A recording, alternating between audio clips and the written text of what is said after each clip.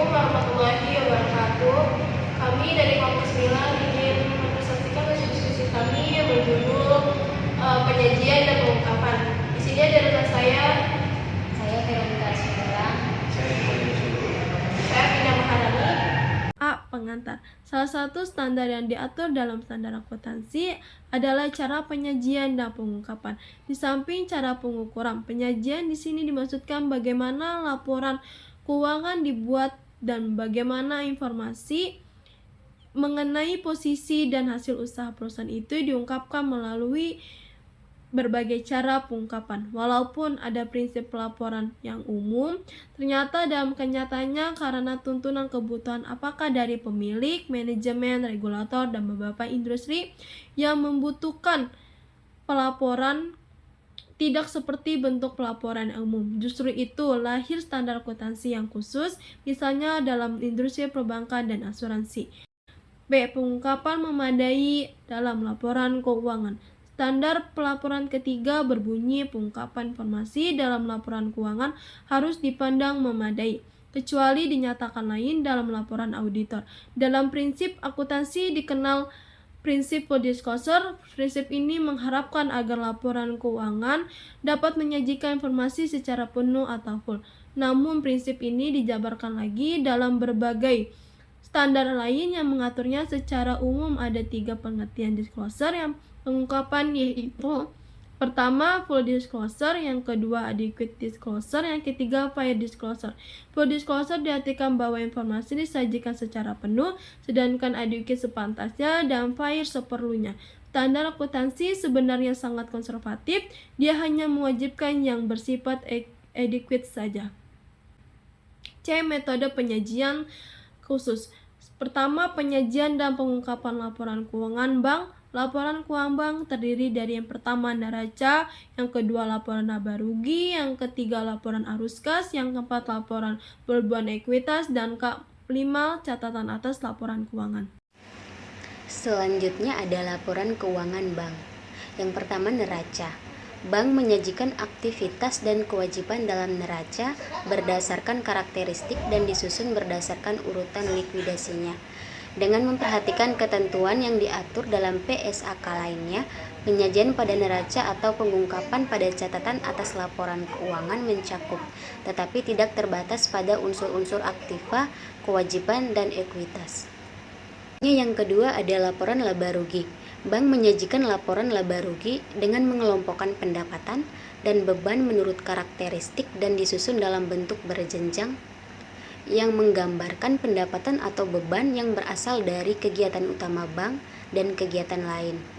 Laporan laba rugi bank menyajikan secara terperinci unsur pendapatan dan beban serta membedakan antara unsur-unsur pendapatan dan beban yang berasal dari kegiatan operasional dan kegiatan non-operasional.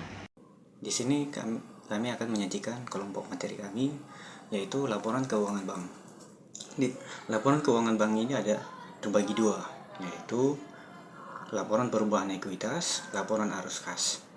Nah, laporan perubahan ekuitas disajikan sesuai dengan PSKK 1, menyajikan laporan keuangan atau laporan perubahan ekuitas menyajikan dengan peningkatan dan penurunan aktivitas aktiva bersih atau kekayaan bank selama periode bersangkutan berdasarkan prinsip pengukutan tertentu yang dianut dan harus diungkapkan dalam laporan keuangan. Laporan arus kas. Laporan arus kas disajikan sesuai dengan PSAK 2. Nah, laporan arus kas dan harus disusun berdasarkan kas selama periode laporan. Kas dan setara kas terdiri atas 3, yaitu kas, giro pada Bank Indonesia, giro pada bank lainnya.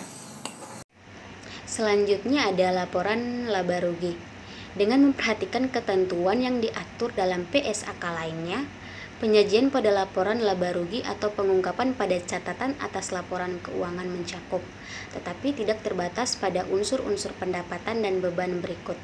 Yang pertama, ada pendapatan bunga, kedua beban bunga pada komisi, ketiga keuntungan atau kerugian penjualan efek, keempat keuntungan atau kerugian investasi efek, 5 keuntungan atau kerugian investasi valuta asing, Yang keenam, pendapatan dividen pendapatan operasional lainnya. Yang ketujuh, beban penyisian kerugian kredit dan aktiva produktif lainnya. Dan yang kedelapan, beban administrasi umum dan beban operasional lainnya.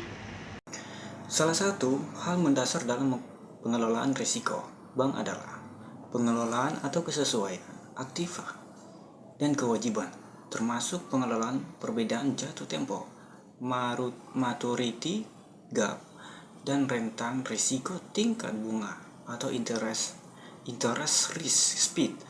Pada umumnya tidak lazim bagi suatu bank untuk mencapai keseimbangan atau kesesuaian yang sempurna karena transaksinya sering mengandung pernyataan yang berbeda.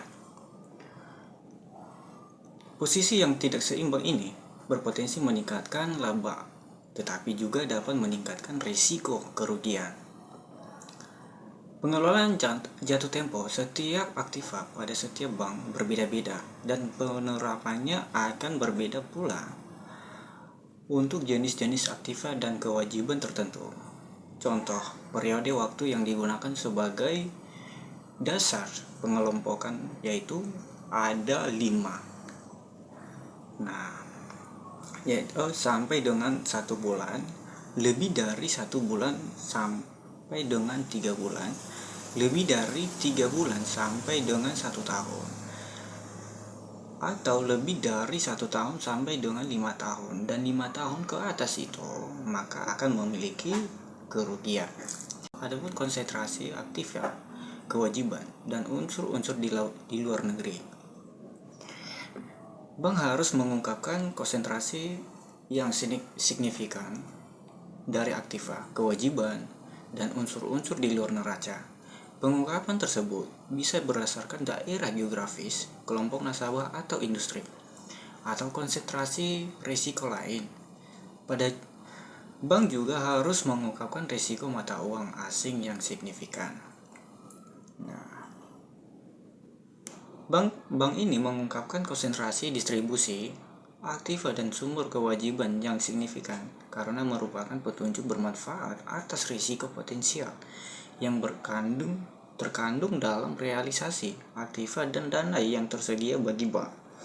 Pengungkapan konsentrasi tersebut dilakukan atas dasar geografis, kelompok nasabah atau kelompok industri maupun pribadi, atau konsentrasi risiko lain yang sesuai dengan kondisi di bank.